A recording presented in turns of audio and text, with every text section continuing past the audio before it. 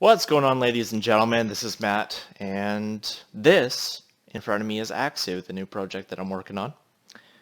It is a graphical turn-based roguelike, more traditional than what I was working on before, which is more a roguelite, because it was real-time, not grid-based, all that stuff that determines whether or not it's a roguelike.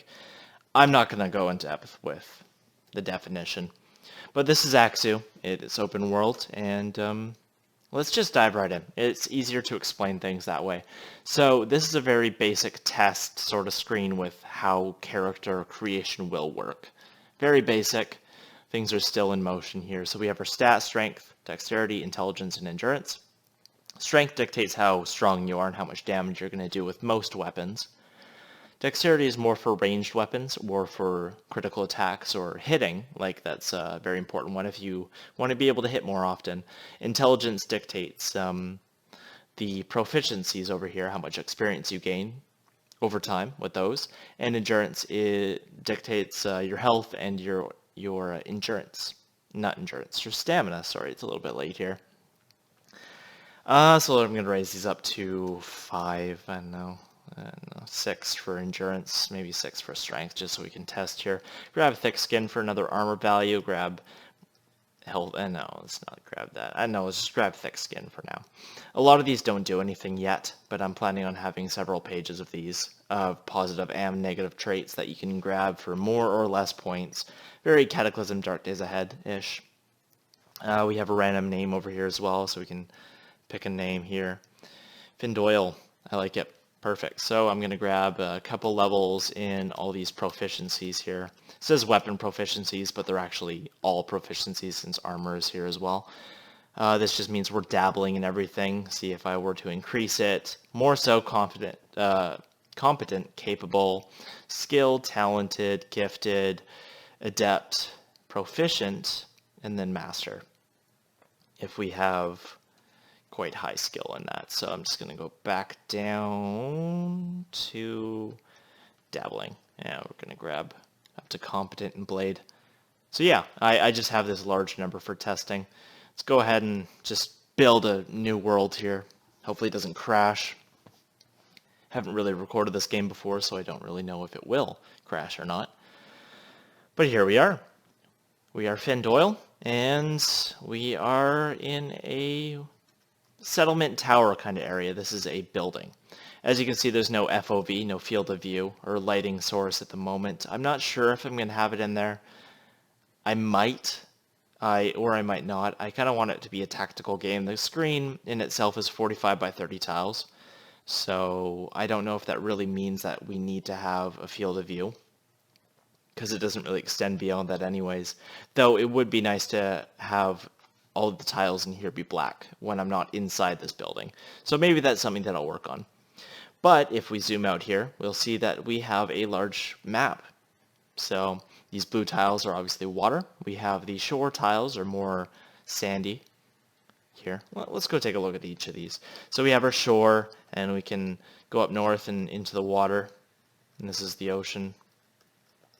Go to the shore, and we have our field tiles, and we can go to the forest as well and visit all this like scenery that is randomly generated. It's different every time you play. Like, the amount of ridiculous things that I've seen in this map generator are awesome. Like, not in a bad way either. I like the emergent world building that comes of it. So let's go to a town, the village of Kitbead. So let's go here, and we can see the villagers are just wandering about. Let's talk to this guy here. His name is Cezanne. Nice to meet you. Let's get a quest. I need you to defeat a bandit at 9120. Come back when this is done. All right, goodbye. Safe travels. We could also murder these guys, but I'm feeling charitable at the moment. There's also like stuff like farms as well. These guys will just wander about. They don't have any tasks at the moment, but I'm hoping later on they will. Anyways, let's go. Here's the quest over here. I'm going to move the mouse. Here's the quest over here. It's in a field. And as we can see, there is a bandit up here. He's colored because he's an elite. We also have a man-eating plant. Got vines as a weapon, and this guy here is a short sword, Sil Il Wenyu. And he has a skill. We can use that as well, actually. Let's use that back at him. And maybe it's a good time to open up our inventory as well.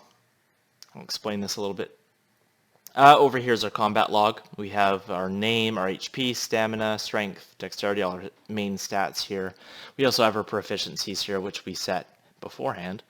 We have our weapon, head, torso, everything that is in these limbs, like is attached to those limbs. So our left arm would have like gloves, our left legs would have sandals or boots or stuff like that. Our back would have like a cape or a backpack, stuff like that. Head is a leather hood at the moment. We have our regeneration tonic, which will heal half our total HP. Sorry, regeneration adrenal tonic, which causes us to move and act faster. Pistol, which is a ranged weapon, and the pickaxe, which is a two-handed digging tool, which can also be used as a weapon.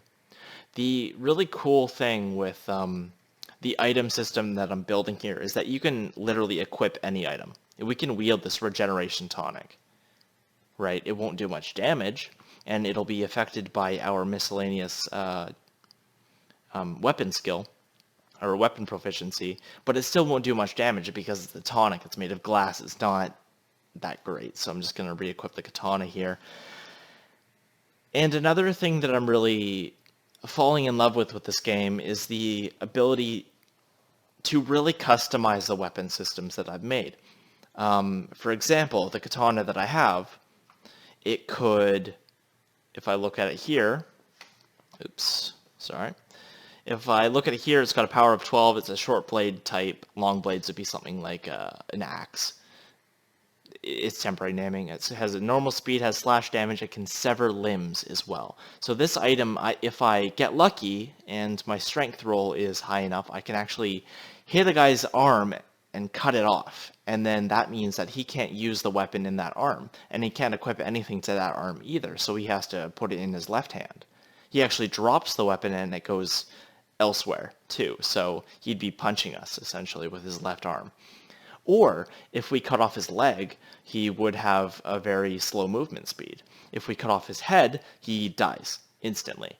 And if I sever any one of those limbs, he's going to start bleeding. And if he bleeds out, then he's going to die as well. So let's equip this. And with the strength we have and all this stuff, it's a very low % chance to be able to actually sever the limbs. But we defeated him. He had an antidote and 15 gold. These man-eating plants won't attack us unless we attack them.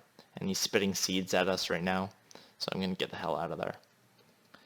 Alright, cool. So that quest was complete even though that's still there. I can't complete the quest. He just dies and that's it. So let's head over to this swamp here too. Just to show off a bit more of the biomes, the diversity. A lot of these are going to change quite a bit. But I'm liking the diversity between like this and this. It's very jarring, the difference between them, but I will eventually get it right. We have our forests, we have our beaches, and yeah. Another cool thing that I have put into this game is the ability to dig through things. So I have this pickaxe here, so I'm just going to tunnel through the wall. And I actually have a camera shake. I don't know if you noticed that, but you have a camera shake when you hit stuff, which is kind of cool. So yeah, can dig through walls. If I had the tools, I could actually place walls and build walls. So you can essentially build a house if you really wanted to, or dig out a house if you wanted to. I took a lot of inspiration from Minecraft in that way. So yeah, I don't know what else to say really. I've covered the basics. I've covered item system, I've covered the limbic system. Let's just dig through this wall because fuck these guys. They're going to attack us, but whatever. Just equip our katana and rush in and murder these guys. Awesome. Grab his pistol. And what does this guy have? Brass knuckles and a club. We don't really need those. So let's finish off the video here with a little genocide. The digging actually takes 2 turns, which is to balance it out so you can't just dig through walls to avoid everybody. Yeah, well, let's use that adrenal tonic. or both of them, since we have 2. So, Adrenal Tonic, we'll drink it. We have, over in the corner here, Haste 10. So 10 turns will act twice for every move that they have. And it's over now.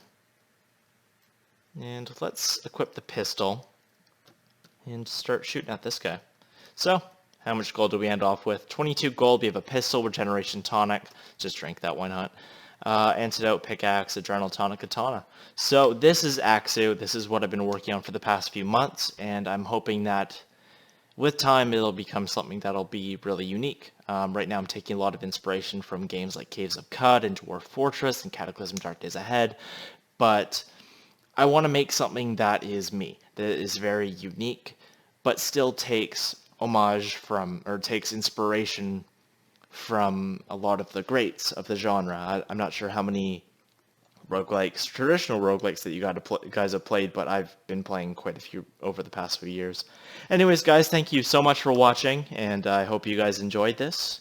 I should upload this shortly, and have a good one.